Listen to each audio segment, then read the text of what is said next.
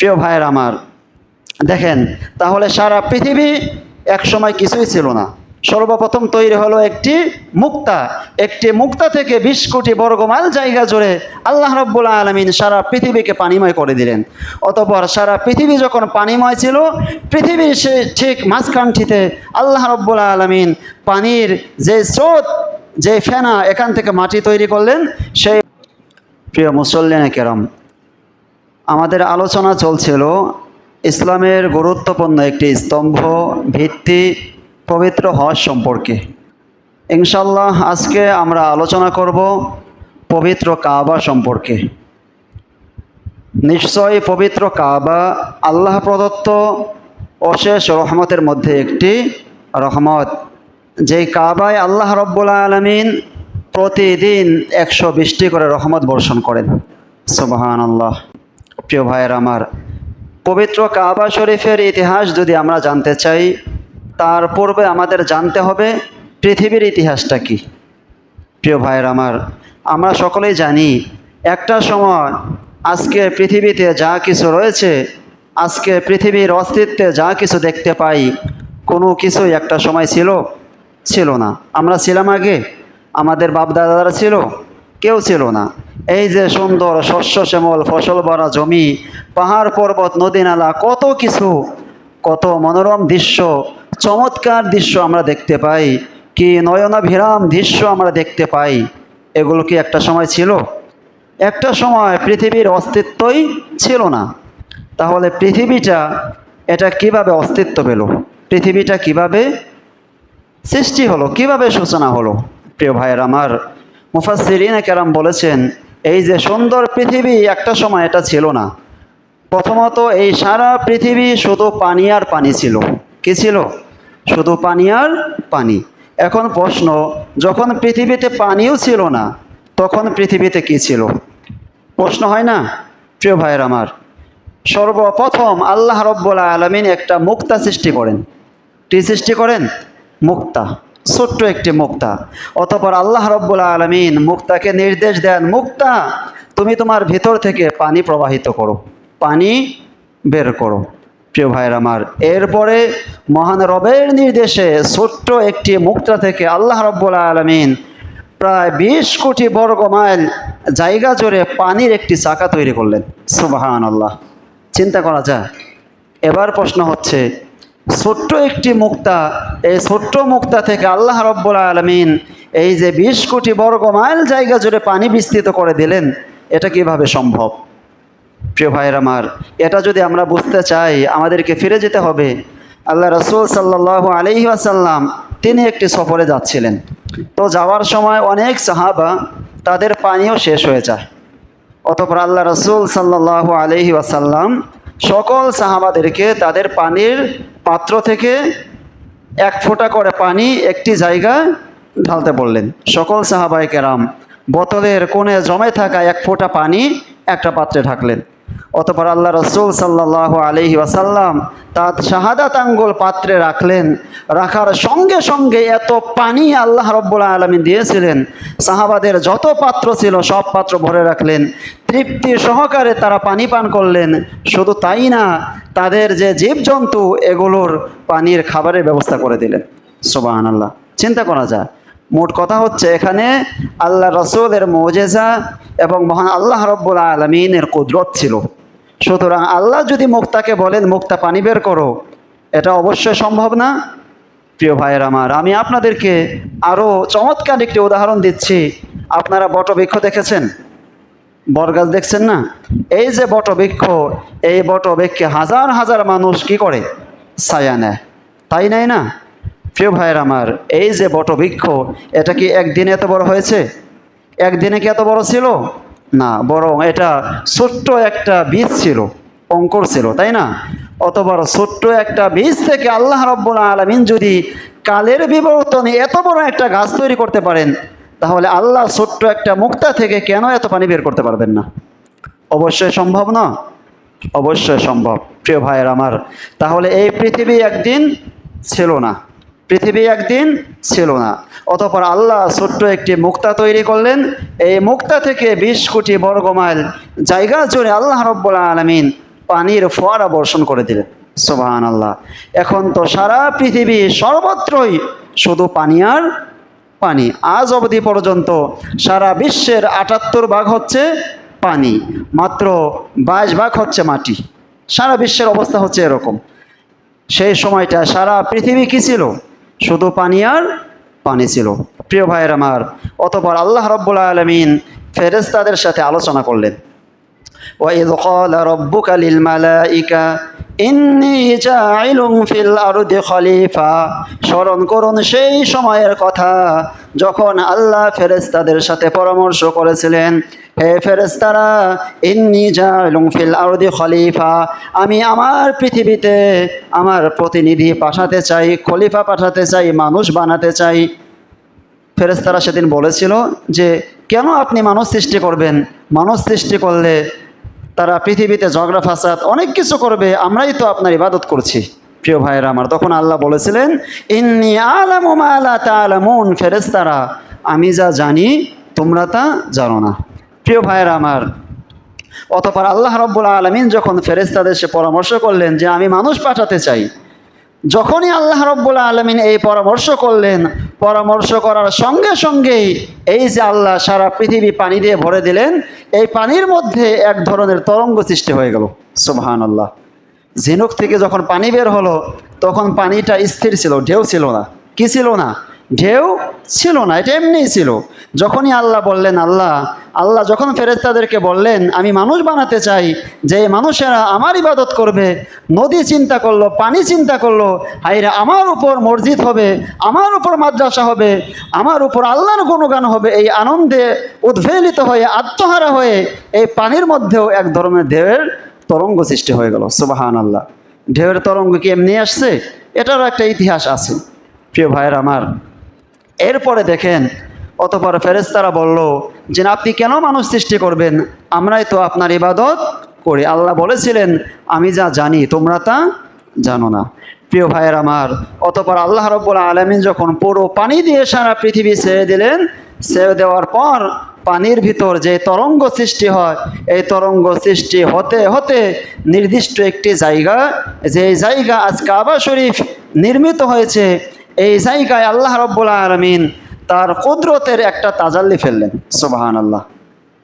কিসের তাজাল্লি? আল্লাহর নূরের তাজাল্লি যখন এই বাইতুল্লাহ শরীফের মাঝে পড়লো, পড়ার সঙ্গে সঙ্গেই সকল পানির ফোয়ারা ঢেউয়ের তরঙ্গ দিয়ে যে স্রোতের সামনে ভেসে ভেসে যে তরঙ্গ সৃষ্টি হয়, পানির একটা ফেনা তৈরি হয়। আপনারা দেখছেন না, পানির এক ধরনের ফেনা তৈরি হয়। এরকম পানির ফেনা তৈরি হতে হতে এই কাবা শরীফ আজ যেখানে অবস্থিত সেখানে আসে। তো আসার পর দিন যায় দিন আসে, আস্তে আস্তে এই যে স্রোতের বিপরীতে যেই তরঙ্গগুলো হয়, যে ঢেউয়ের ফোয়ারাগুলো হয়, এখানে এটা আস্তে আস্তে শক্ত হতে থাকে। কি হতে থাকে? শক্ত হতে থাকে। তো একটা সময় আল্লাহ রাব্বুল আলামিন এই শক্ত হওয়া জায়গায় বেলনের মতো করে একটা মাটি তৈরি করে দিলেন। সুবহানাল্লাহ। তখন মাটি তৈরি হয়ে গেল। কি তৈরি হয়ে গেল? মাটিটা তৈরি হয়ে গেল। তাহলে এক কথায় সর্বপ্রথম আল্লাহ রাব্বুল আলামিন আজকের কাবা শরীফ যেখানে আছে, সেই কাবা শরীফের মাটিটা এটা সর্বপ্রথম তৈরি করেছেন। অতঃপর নদী থেকে যখন পানির ফেনা থেকে যখন মাটি তৈরি হয়ে গেল, মাটি তৈরি হওয়ার পর এই মাটিটা এটা হেলতেছিল, দুলতেছিল। বাতাস যখন আসে একদিকে হেলে যায়, বাতাস যখন আরেক দিকে যায়, স্রোতের বিপরীতে আরেক দিকে হেলে যায়। আজকে আপনারা সুনামির নাম শুনেছেন না? টর্নেডো, হেরিকেন, কত ধরনের ভূমিকম্প আপনারা শুনেছেন। ভূমিকম্প যখন হয় এই ভবনগুলো নড়ে যায় না? প্রিয় ভাইয়ের আমার, অতঃপর আল্লাহ রাব্বুল আলামিন সেখানে পানিটাকে, অর্থাৎ যেখানে মাটি তৈরি করছেন এটাকে স্থির রাখার জন্য কি করলেন? স্থির রাখার জন্য পাহাড় তৈরি করলেন। কি তৈরি করলেন? পাহাড় তৈরি করে দিন। অতঃপর আল্লাহ রাব্বুল আলামিন যখন পেরেক হিসেবে পাহাড় তৈরি করলেন, পাহাড় তৈরি করার পর সেখানে মাটি তৈরি হয়ে গেল। প্রিয় ভাইয়ের আমার, এরপরে আসেন, যখন মাটি তৈরি হয়ে গেল তখন আল্লাহ রাব্বুল আলামিন হযরতে জিবরাইল আলাইহিস সালাতু ওয়াস সালামকে পাঠালেন মাটি আনার জন্য, যে মাটি দিয়ে আল্লাহ আদমকে তৈরি করবেন। এই মাটি নেওয়ার জন্য কাকে পাঠালেন? জিবরাইলকে পাঠালেন।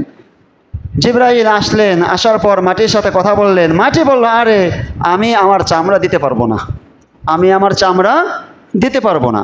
অতঃপর আল্লাহ রাব্বুল আলামিন হযরত মিকাইল আলাইহিস সালামকে পাঠালেন চামড়া নেওয়ার জন্য। মাটির সাথে কথা বললেন, মাটি বলল আমার পক্ষে চামড়া দেওয়া সম্ভব নয়। ইসরাফিল আলাইহিস সালাম আসলেন, মাটি বললেন আমার পক্ষে চামড়া দেওয়া সম্ভব নয়। সব শেষ, মালাকুল মউত আজরাইল আলাইহিস সালাম আসলেন। আসার সঙ্গে সঙ্গে কোনো কথা নেই, একদম হাত দিয়ে খামচি মেরে ধরলেন, কোনো পরামর্শ নেই। খামসা মেরে যখন ধরলেন, সারা পৃথিবীতে যত জায়গা ছিল সব জায়গায় আজরাইলের হাতের মুঠে চলে আসে, হাতের মুঠে চলে আসে।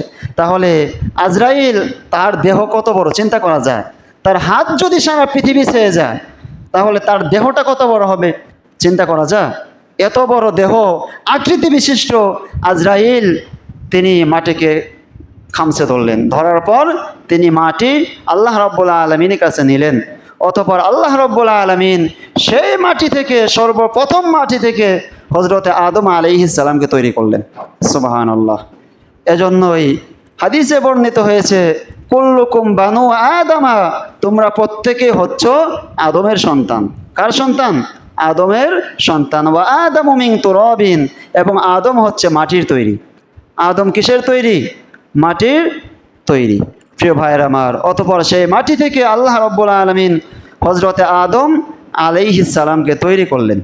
প্রিয় ভাইয়ের আমার, হযরতে আদম আলাইহিস সালাম তার পৃথিবীতে আসার 2000 বছর পূর্বে আল্লাহ রাব্বুল আলামিন একটা নিদর্শন এই কাবা শরীফ এখানে রেখেছেন। সুবহানাল্লাহ। ফেরেশতাদের মাধ্যমে। কাদের মাধ্যমে? ফেরেশতাদের মাধ্যমে। আর একটি কথা ভালো করে মনে রাখবেন, আপনি যেখানে জন্মগ্রহণ করেছেন, আপনি যে মাটিতে জন্মগ্রহণ করেছেন, সেই মাটির টান সবার থাকে না? স্বদেশ প্রেম সবার থাকে না? প্রিয় ভাইয়ের আমার, লক্ষ্য করে দেখবেন, চর অঞ্চলে যাদের বাড়ি, আপনারা দেখবেন একটা সময় তাদের বাড়ি একদম পদ্মার ঘাসে বিলীন হয়ে যায়। তো যখন চর জেগে ওঠে তখন শহরে থাকা, বিভিন্ন দেশে থাকা মানুষগুলো সেখানে দেখার জন্য যায় না? বাপ দাদার ভিটিটা, তার স্বদেশ প্রেম, দেশপ্রেম, মাটির একটা টান, এই টান কিন্তু সবার থাকে। সবার থাকে না? তাহলে হযরতে আদম আলাইহিস সালাম তার তৈরি কি থেকে? সর্বপ্রথম তৈরি মাটি থেকে। সেই মাটিটা কোথায় ছিল? আজকের কাবা শরীফ যেখানে আছে সেখানে ছিল। সেই মাটি থেকে আল্লাহ রাব্বুল আলামিন হযরতে আদমকে সৃষ্টি করেছেন, এবং সেই জায়গায় আল্লাহ রাব্বুল আলামিন তাকে ফিরিয়ে দেবেন। আপনারা জানেন আল্লাহ রাব্বুল আলামিন হযরতে আদম এবং হাওয়াকে জান্নাতে থাকতে দিয়েছিলেন। অতঃপর একটা অপরাধের কারণে আল্লাহ রাব্বুল আলামিন সেখান থেকে বের করেছেন। বের করার ফলে হযরতে আদম তিনি কোথায় এসেছেন? শ্রীলঙ্কায়। কোথায়? শ্রীলঙ্কা। এবং মা হাওয়া তিনি কোথায় এসেছেন? জেদ্দা। কোথায় এসেছেন? জেদ্দা। জাদ্দাতন শব্দের অর্থ হচ্ছে দাদি বা নানি। জাদ্দাতন শব্দের অর্থ কি? দাদি বা নানি। এজন্য হযরতে হাওয়া আমাদের সম্পর্কে কি হয়? দাদি অথবা নানি। যেহেতু তিনি জেদ্দায় এসেছেন, এজন্য তার দিকে নিসবত করে হযরতে হাওয়া একটা পরিচয় হচ্ছে তিনি আমাদের দাদি অথবা নানি। প্রিয় ভাইয়ের আমার, এরপরে হযরতে আদম আলাইহিস সালাম তিনি শ্রীলঙ্কায় আসলেন। কোথায় আসলেন? শ্রীলঙ্কায় আসলেন। অতঃপর তাদের তাওবা যখন কবুল হলো, আল্লাহ রাব্বুল আলামিন হযরতে হাওয়া এবং আদম আলাইহিস সালামকে সর্বপ্রথম আবার সাক্ষাৎ করিয়েছেন আরাফাতের ময়দানে। কোথায়? আরাফাতের ময়দান। আরাফাত এটি আরবি শব্দ, যার অর্থ হচ্ছে পরিচিত। যার অর্থ কি? পরিচয়। যার অর্থ হচ্ছে পরিচয়। যেহেতু আল্লাহ রাব্বুল আলামিন হযরতে আদম এবং হাওয়াকে আরাফার প্রান্তরে পরিচয় করিয়েছেন, এজন্য তার নাম হয়েছে আরাফাতের ময়দান। সব শেষ যখন হাসরের মাঠে আমরা উঠব, তখনও আমরা মিলিত হব কোথায়? আরাফাতের ময়দান। প্রিয় ভাইয়ের আমার, দেখেন তাহলে সারা পৃথিবী এক সময় কিছুই ছিল না। সর্বপ্রথম তৈরি হলো একটি মুক্তা। একটি মুক্তা থেকে 20 কোটি বর্গমাইল জায়গা জুড়ে আল্লাহ রাব্বুল আলামিন সারা পৃথিবীকে পানিময় করে দিলেন। অতঃপর সারা পৃথিবী যখন পানিময় ছিল, পৃথিবীর সে ঠিক মাঝখানটিতে আল্লাহ রাব্বুল আলামিন পানির যে স্রোত, যে ফেনা, এখান থেকে মাটি তৈরি করলেন। সেই মাটি থেকে আল্লাহ রাব্বুল আলামিন আদম তৈরি করেছেন। সেই মাটি থেকে যেহেতু আল্লাহ আদমকে সৃষ্টি করেছেন, আদমের একটি নিশানা, একটি চিহ্ন, একটি নিদর্শন রাখার জন্য আল্লাহ রাব্বুল আলামিন ফেরেশতাদের মাধ্যমে কাবা শরীফ তৈরি করেছেন। সুবহানাল্লাহ। প্রিয় ভাইয়ের আমার, তাহলে এক কথায় আমরা বলতে পারি আমাদের বাড়ি কোথায়? কাবা শরীফে সৌদি আরবে তো হয়, তাই না? আমাদের বাড়ি কোথায়? সৌদি আরবে হয় না? অবশ্যই কাবা শরীফে হয়, কারণ কাবা শরীফের মাটি দিয়ে আদম তৈরি, আর আদম দিয়ে আমরা তৈরি। এজন্যই আপনি দেখবেন যে কাবা শরীফের কথা যখন আমাদের স্মরণ হয়, দেখতে ইচ্ছা করে না? দেশের মানুষ লাখ লাখ টাকা খরচ করে কাবা শরীফ দেখতে চায় না? কি কারণে দেখতে চায়? কারণ হৃদয়ের একটা টান আছে, আদি পিতা আমাদের আদি মাটি, সেই মাটি থেকে যেহেতু আমাদের তৈরি, একটা টান আছে না আমাদের? হৃদয়ের একটা টান আছে না? ভালোবাসার একটা টান আছে না? যার কারণে কাবা শরীফ, মদিনা শরীফ, এটা আমাদের মনে প্রাণে আমাদের মনকে আনন্দিত করে, তাই করে না? হাজী সাহেবরা যখন হজ করেন, শান্তি লাগে না? কত শান্তি লাগে, কত ভালো লাগে। প্রিয় ভাইয়ের আমার, আমি অনেক প্রমাণ আপনাদেরকে দিতে পারবো যে নাস্তিক মুরতাদ, যাদের ঈমান নাই, ইসলাম বিদ্বেষী যারা, তারাও কিন্তু সেই কাবা শরীফ জিয়ারতের জন্য একদম মুসলমান নাম দিয়ে পাসপোর্ট ভিসা করে জিয়ারত করার জন্য যায়। কি কারণে যায়? কারণ আত্মার সাথে, হৃদয়ের সাথে কাবা শরীফের টান কিন্তু আছে, আছে না? আপনি যদি এই গারাকুল গ্রামে জন্মগ্রহণ করেন, এই গারাকুল গ্রাম যদি এমন একটা ভূমিধসে একদম ধসে পড়ে যায়, আপনি যদি 70 বছর পরেও যদি বেঁচে থাকেন, আপনার স্মরণে যদি আসে যে গারাকুল আমাদের গ্রামের বাড়ি ছিল, আপনি দেখতে আসবেন না? অবশ্যই দেখতে আসবেন, এবং এই গ্রামের কথা কিন্তু আপনার মনে আসবে। এজন্য ভাইয়েরা আমার, কাবা শরীফের মাটি দিয়ে যেহেতু আমাদের তৈরি, এ কারণেই মুসলিম বিশ্বে, শুধু মুসলিম বিশ্বে না, যত মানুষ আল্লাহ তৈরি করেছেন, সবার একটা হৃদয়ের টান কাবা শরীফের দিকে আছে। প্রিয় ভাইয়ের আমার, তাহলে এই যে কাবা শরীফ, এটা পৃথিবীর ঠিক মাঝখানটিতে আল্লাহ রাব্বুল আলামিন আমাদের নিদর্শন হিসাবে, আদম আলাইহিস সালামের নিদর্শন হিসাবে আল্লাহ রাব্বুল আলামিন তৈরি করেছেন। তাহলে এক কথা আপনারা মনে রাখেন, সর্বপ্রথম মাটি কোথাকার? কাবা শরীফের মাটি। সর্বপ্রথম আল্লাহ কোন মাটি তৈরি করেছেন? কাবা শরীফের মাটি তৈরি করেছেন। প্রিয় ভাইয়ের আমার, এই যে কাবা শরীফ, এটা কিভাবে তৈরি হলো? এটা কিভাবে তৈরি হলো? আমরা জানি হজরত আদম আলাইহিস সালাম, তিনি কাবা শরীফটা নির্মাণ করেছেন। তিনি কিভাবে তৈরি করেছেন? তিনি 5টা পাহাড় থেকে দামি দামি পাথর এনেছেন, শক্ত পাথর এনেছেন। যেমন তেরেসেনিয়া একটা পাথর, ইয়া লামলাম একটা পাথর, তারপর করতে হেস্তান একটা পাথর। এরকম দামি দামি পাথর দিয়ে আল্লাহ রাব্বুল আলামিন এই কাবা শরীফটা তৈরি করেছেন। এটা কিভাবে তৈরি করেছেন? যেমন কাবা শরীফের দিকে ফিরে নামাজ আদায় করা হচ্ছে ফরজ। এটা কি ফরজ? এখন কাবা শরীফ তো নির্দিষ্ট একটি জায়গায় আল্লাহ রাব্বুল আলামিন তৈরি করেছেন, তাই করেছেন না? এবং আমাদের দায়িত্ব হচ্ছে সেই কাবার দিকে ফিরে নামাজ আদায় করা। কিন্তু কাবা শরীফটা আমরা বাংলাদেশ ভূপৃষ্ঠে যারা বসবাস করি, এটা আমাদের থেকে 1000 ফুট উপরে। কত উপরে? 1000 ফুট উপরে। এই যে আমরা পশ্চিম দিকে ফিরে নামাজ আদায় করি, এটা তো আমাদের সামনে হচ্ছে না, হচ্ছে উপরে যাচ্ছে, আমাদের থেকে 1000 ফুট।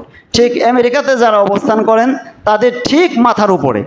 এখন তারা যদি কাবা শরীফ সামনে নামাজ পড়তে চান, ঠিক এরকম করতে হবে, তাই না? এরকম তো করে না। এরকম কেউ করে? এরকম করে না। প্রিয় ভাইয়ের আমার, এর চমৎকার একটা ব্যাখ্যা মুহাদ্দিসিনে কেরাম বর্ণনা করেছেন। তিনি বলেছেন, ফেরেশতারা যখন কাবা শরীফ নির্মাণ করলো, তাহতা ছাড়, যেটা কোরআনেও বর্ণিত হয়েছে, 7 জমিন 7 তবক নিচ পর্যন্ত আল্লাহ রাব্বুল আলামিন এই কাবা শরীফের ফাউন্ডেশন করেছেন। সুবহানাল্লাহ। কয় তবক নিচ পর্যন্ত? 7 তবক নিচ পর্যন্ত। এবার আসেন, যদি আমরা জাহাজে যাই, সমুদ্রে থাকি, শুধুমাত্র কাবা শরীফের দিকে ফিরলেই, আমাদের দেশ থেকে পশ্চিম দিকে ফিরলেই নামাজ হয়ে যাবে, এটা ঠিক আছে। কিন্তু যখন প্লেনে উঠবো, তখন কোন দিকে ফিরে নামাজ আদায় করব? প্লেনে যখন আমরা অবস্থান করি, তখনও তো কেবলার দিকে ফিরে নামাজ আদায় করতে হয়, তাই হয় না? এখন এটা যদি আমাদের থেকে নিচে হয়, নামাজটা তো হচ্ছে না। প্রিয় ভাইয়ের আমার, মুহাদ্দিসিনে কেরাম বলেছেন, আল্লাহ 7 আসমানে 7টা কাবা তৈরি করেছেন। সুবহানাল্লাহ। কয় আসমানে কয়টা? 7 আসমানে 6টা। প্রথমত উত্তর হচ্ছে, কাবা শরীফের ফাউন্ডেশন হচ্ছে সরাসরি আরশে আজিম পর্যন্ত। দ্বিতীয় ব্যাখ্যা হচ্ছে, 7 আসমানে আল্লাহ 7টি কাবা তৈরি করেছেন।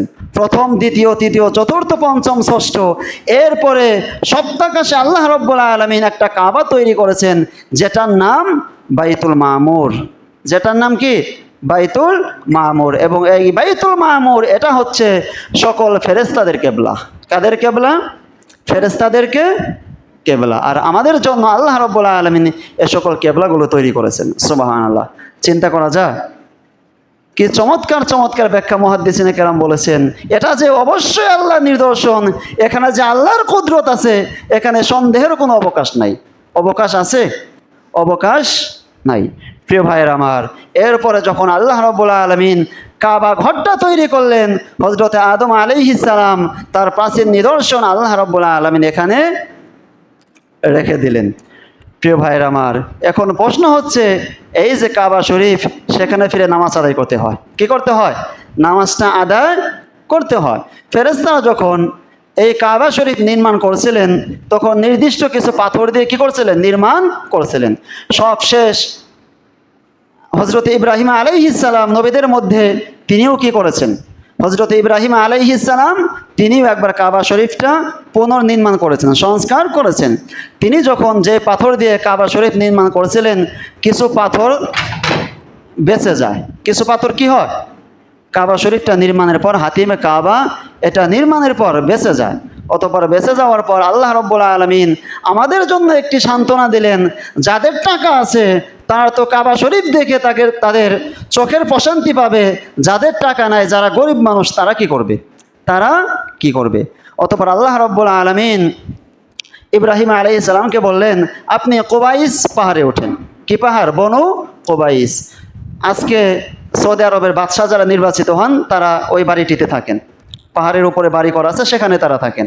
আল্লাহ রাব্বুল আলামিন ইব্রাহিমকে বললেন, আপনি বনু কুবাইসে ওঠেন, এবং সেখানে শুধু তাই না, একটা মাদ্রাসাও তৈরি হয়, যেটা হচ্ছে কওমি মাদ্রাসা। সর্বপ্রথম তৈরিকৃত একটি মাদ্রাসা, যেই মাদ্রাসার নাম দারুল আরকাম। প্রিয় ভাইয়ের আমার, অতঃপর সেখানে ইব্রাহিম সাল্লাম ওঠার পর তাকে বললেন, এই যে পাথরগুলো বেঁচে গেছে, এগুলো আপনি চতুর্দিকে ছড়িয়ে দিন। আপনি কি করেন? চতুর্দিকে। ইব্রাহিম সাল্লাম বলেছিলেন, এই যে পাথরগুলো আমি যদি ছড়িয়ে দেই, সর্বোচ্চ পাহাড়ের নিচে গিয়ে পড়বে। সারা পৃথিবীতে কোথায় যাবে এগুলো? আল্লাহ বলেছিলেন, আমি বলছি, তুমি ছড়িয়ে দাও। ইব্রাহিম আলাইহিস সালাম বেঁচে যাওয়া পাথরের কণাগুলো এভাবে ছড়িয়ে দিলেন। অতঃপর আল্লাহ বাতাসকে আদেশ করলেন, হে বাতাস, এগুলো সারা বিশ্বে ছড়িয়ে দাও। অতঃপর সারা বিশ্বে ফেরেশতাদের মাধ্যমে বাতাসের সাহায্যে আল্লাহ রাব্বুল আলামিন ছড়িয়ে দিলেন। মুফাসসিরিনে কেরাম ব্যাখ্যা করেছেন, এই যে বালি কণাগুলো, পাথরের কণাগুলো সারা বিশ্বের যেখানে পড়বে, সমুদ্রে পড়ুক, যেখানেই পড়ুক, সেখানেই আল্লাহ রাব্বুল আলামিন একটা মসজিদ তৈরি করে দিবেন। সুবহানাল্লাহ। এই যে আপনাদের মসজিদ, আশা করা যায় সেই কাবা শরীফের বেঁচে যাওয়া একটা বালিকণা থেকে একটা বালিকণা এখানেও ছিল। যদি না হতো, মসজিদ কিন্তু এখানে হতো না। অনেক সময় আমরা দেখি না, সমুদ্রের মাঝখানে মসজিদ, আপনারা দেখছেন না, যে চতুর্দিকে পানি, কিন্তু সমুদ্রের মাঝখানে একটা টিলা পড়ে আছে, সেখানে আল্লাহ রাব্বুল আলামিন মসজিদ তৈরি করে দিয়েছেন। হাদিস তো আর ভুল না, তাই না? প্রিয় ভাইয়ের আমার, আল্লাহ রাসূল বলেছেন, কাবা শরীফে যারা নামাজ পড়বে তাদের ফজিলত তো অনেক বেশি। সেই কাবা শরীফের একটা শাখা হচ্ছে আমাদের দেশের মসজিদগুলো। সারা পৃথিবীতে যত মসজিদ আছে, এই মসজিদগুলো। এজন্য যাদের টাকা পয়সা নাই, হতাশ হওয়ার কিছু নাই।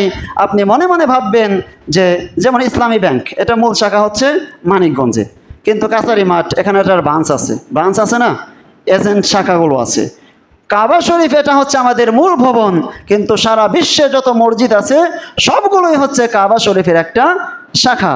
এজন্য মসজিদের সাথে যদি আমাদের আত্মার টান থাকে, আশা করা যায় আল্লাহর কুদরতের দিকে আমাদের টান থাকবে। প্রিয় ভাইয়েরা আমার, এবার আসেন কমন একটি প্রশ্ন। কি প্রশ্ন? যে কাবা শরীফটা ফেরেশতারা বানিয়েছেন, নবীরা বানিয়েছেন, আমরা কেন পাথরের তৈরি কাবা শরীফের দিকে নামাজ আদায় করব? যেমন হিন্দুরা, তারা কি করে? প্রতিমা বানিয়ে, পাথর দিয়ে, মাটি দিয়ে মূর্তি বানিয়ে এগুলো সামনে রেখে তারা ইবাদত করে। আজকে নাস্তিকরা মুসলমানদেরকে বিভ্রান্ত করার জন্য এই প্রশ্ন ছড়িয়ে দিচ্ছেন। তারা বলছেন এগুলো মানুষ তৈরি করেছেন, সব শেষ, সৌদি আরব কর্তৃপক্ষ এটা সংস্কার করেছেন, আমরা কেন মাটির তৈরি, পাথর তৈরি সামনে রেখে ইবাদত করব? মুসলমানদের মগজকে এভাবে তারা কি করছেন? ধোলাই করার জন্য চেষ্টা করছেন। প্রিয় ভাইয়ের আমার, প্রথমত কথা হচ্ছে, আল্লাহ রাব্বুল আলামিন সরাসরি বলেছেন, আইনামা কুনতুম তুওয়াল্লু ওযুহাকুম শাতরা, তোমরা পৃথিবীর যে প্রান্তেই থাকো না কেন, ওয়াহাইসুমা খারাজতা ফাওয়াল্লি ওয়াজহাকা শাতরাল মাসজিদিল হারাম, তোমরা যেদিক থেকেই বের হও না কেন, শাতরাল মাসজিদিল হারাম, মসজিদে হারামের দিকে ফিরে নামাজ আদায় করো। এটা কে বলেছেন? আল্লাহ বলেছেন। সুতরাং আল্লাহ যেহেতু বলেছেন এটা মাটির তৈরি না পাথরের তৈরি, এ চিন্তা আমাদের মাথায় কেন আসবে? মাথায় আসা উচিত হবে। আল্লাহ সরাসরি বলেছেন, সুতরাং আল্লাহ যা বলেন এখানে প্রশ্ন ছড়ে তোলা এটা নাস্তিকদের কাজ, এটা আমাদের কাজ না। প্রিয় ভাইয়ের আমার, 2 নম্বর কথা হচ্ছে, এই সারা পৃথিবী তো একদিন পানি পানি ছিল, পানি ছিল না, এক টুকরো মাটিও পৃথিবীতে ছিল না।